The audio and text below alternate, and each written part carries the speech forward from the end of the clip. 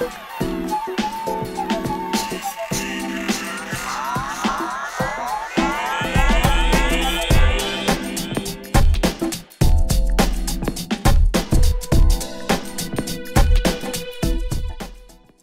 hardly sit on the ground. They are light on the ground. The forms tend to be very platonic, very pure forms, and they don't sit on the ground. They don't have foundations. Some architecture critic, Shrink, tried to do an article on me for progressive architecture one time about how I didn't have enough machismo, couldn't do buildings that had real legs under them. But that's the tradition. So you think the place is going to blow away. Nova Scotia, like New Zealand, the ocean horizon is everywhere. So you use that as a level to orient yourself in the world. Vernacular stories about microclimates in a cold climate. So again, studying these vernacular buildings, looking at the lowbrow things like this vinyl-sided church, or the highbrow, the tallest wooden building in North America, near where I grew up, made out of 2x6s. A 200-foot tall building made out of 2x6s in a very windy place. So the lady under the light bulbs there is keeping it from falling over, I think. So going to the mountain, looking at Mosque in Cordoba, Kimball Art Museum, which I think is the two of the best buildings in the world, which are helping us think about how to make a transition from domestic architecture to public architecture. So another kind of, I think, false dichotomy to add to the list here tonight is the kind of local global thing. The fact that Monet painted these water lilies in his backyard over and over and over again, never had to leave the house kind of to do his work, did that mean he was being provincial? Probably not. So that's a kind of absolutely local and absolutely universal thing. The Last Supper by Da Vinci. You look out the window and you see Vinci. You see the village that he grew up in outside the village, outside the window in the painting, right? So this issue of local and global is kind of a non-issue, I think, just like tradition and modernity, or highbrow, lowbrow, or listening and willing. So start with a very cheap project, 30,000 Canadian dollars, all about not building in the field. Again, light on the ground, mock post and beam frame, minimizing foundations. A hot dip galvanized replica of Canada's Grandma Moses, Canada's most important folk artist. I used to play in the actual house that's in the ditch in Nova Scotia that this now sits in. This is a monument to her. So staying very close to the vernacular and trying to work early on with the boat building. This is a $50,000 house built in 2 weeks in the middle of the winter, off-grid, no power tools, just hammers and saws and block and tackle and lots of liquor and cocaine, I think. This is a house for a woman who had been sexually abused, so that lean-to thing is all about defensible space. So you'll see some very, very cheap and dumpy things that we've done, like this. This is a good one about building in a material culture, because the guy was sober. He called me and he said, how do we put a fascia how do we make a spiral fascia? You try to put an arc roof on a trapezoid plan, you get a spiral fascia here at the edge of the roof. And I just said, find the greenest piece of wood and nail it fast. So, if you know the material, you don't need any drawings. That's one thing. So, cheap houses. This is a kind of armored house on the north coast, one of the northern coasts. So, against the wind is severe there. It's kind of folk art-like drawings that I learned to do from the folk artist. This is an $85,000 house. The cordwood has to continually be put into the shed to keep it from blowing away. So every year we do a building that's like 1,000 square feet or less, like your batches here. So this is a little 12-foot wide metal house. We always do the kind of, I promise the clients we're going to do a skiing the first day. Spend an hour on the site, 2 hours in the tavern. By the second beer, we got a scheme, and we're going to do it together, and then it's a pre-approved scheme. So this is the sketch, and this time was in the coffee shop. So first sketch, first day with the client, and then the project. I guess if you're not distracted, if you're in a little place out of the way, you can kind of go right from that to that without getting too confused. We end up doing the furniture for most of the houses because that's the cheap thing. This is house, Charles Moore would like this house because it's very sensualist. This is the tub with the fireplace, so you lay in bed on this plinth and you look through the fire at your spouse having a shower. The only window is at the headboard there. So this is the vernacular, and then here's one that we just did this past year. Oh, that was loud, wasn't it? This is a $200,000 house. And it's, I guess more and more the work has been about the process of building, about structure, early on about structure, then more about the process of building as you get more and more interested in construction, and also then about landscape and about dwelling in the landscape in that Heideggerian sense. So this is just a kind of cheap wooden box. Looks like it's well anchored to the ground, and then this is the other side. This is a little retreat. I think they have good sex in that. They have 455 acres, but so I said, you don't have enough land, we're going to have to put it out in the air there.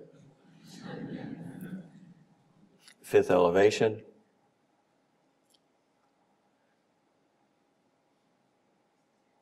So you really get a sense of vertigo with this one, and you're going to see a lot of this relationship to the land that you saw in those fishing shacks that I showed you, the vernacular fishing shacks, you're going to see lots of here. Another prototype, I guess, is the lean-to. This is a very cheap lean-to in Cape Breton, looking at the end of the Appalachian mountain chain, which is about here. Starts in Georgia, ends there. So this is a lean-to built in 2 weeks as well. The pay-as-you-go house. In Canada, in the Maritimes, nobody does mortgages. You don't spend money you don't have, so you build things over time. You live in a tar-papered over basement until you can afford the lumber. You don't have any windows until you can afford windows, and then you take a chainsaw and cut holes and put the windows in.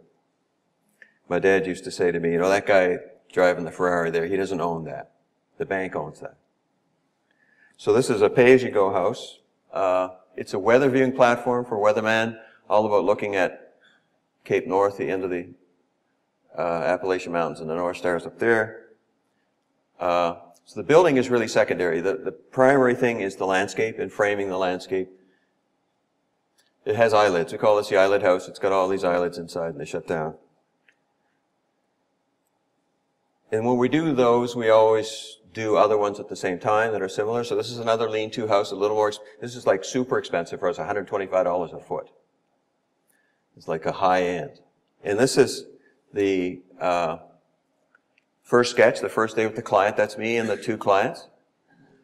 And there was a big rock and a big 100-foot long granite boulder that dropped off. And so I was like Steve Martin in The Jerk, saying it's going to be amazing. We're going to live on top of the rock. So that, and you corkscrew up onto that rock, and you protect it against the woods. There's a kind of Hansel and Gretel kind of wood, scary woods here. This comes down and frames the ocean horizon so you don't see too much sky, so you notice the water. So you can see it's pretty literal. I mean, this is day one. This is 2 years later. So this is a great room that you have to climb up into, and then it has two dueling fireplaces. And then the rock and the 24-foot long kitchen island are the kind of other two totems. And it's a passive solar house like all of our houses are. It faces south. And the ocean is withheld. You don't get the ocean until you corkscrew up into this. So you have 270-degree ocean view just kind of bracketed by the two hearths in this house. And the blade of steel that makes the sky go away so you really notice the water there. Critics said in this house that it makes you feel like you're going to be cut in half by the ocean horizon at your waist. It feels like the ocean is so hard and severe that's framed, and it feels like it's going to cut you in half. So heightening a sense of that, I guess, is what this one's about. So early stuff.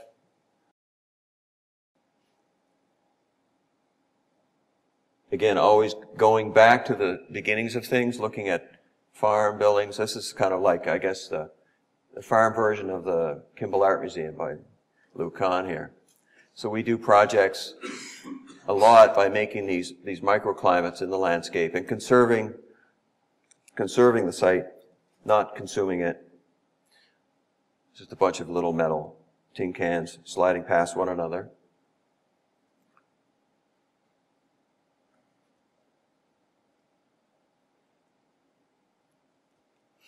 So we're always doing these traditional forms at the same time we do less overtly traditional things, more overtly modern things. It's a kind of upside down barn house for a guy who was an American, he didn't want everybody flattening his tires. He was the rich American, so he wanted to live in a barn on top.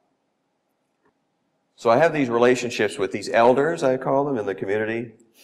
You can see how this would piss my professors off, bringing these pictures in, you know, with the colors that aren't supposed to go together except on the Mexican flag, or these painful pinwheel things, or the roof that's about to fall in, or the 3-foot-high walls. And so that particular elder died, and across the road, 15 years later, we built this house, and we just took that exact format and abstracted it. So it has 12-foot overhangs now, and the 12-foot overhangs are only 3 inches thick.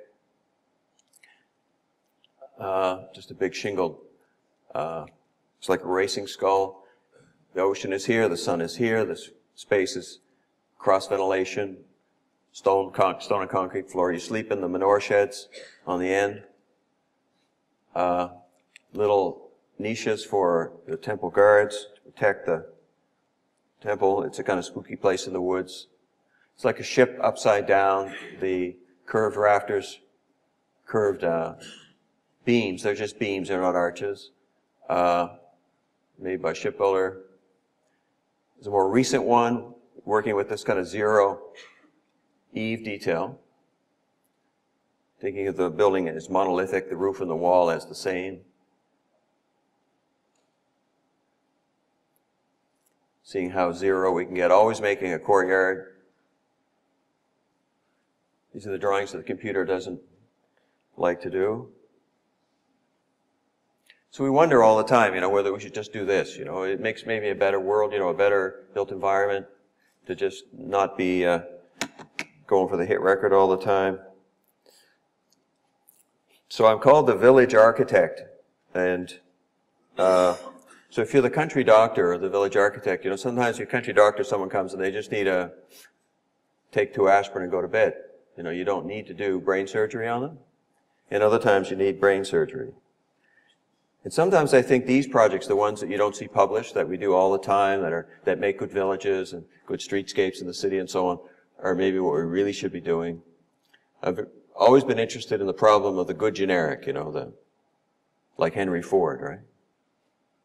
There's another one that's got a very traditional form, steel frame inside a kind of craftsman style black wooden box. Again, making microclimates by making courtyards between the barn and the house. Attenuating the eaves again to express where the building is insulated and where it's not.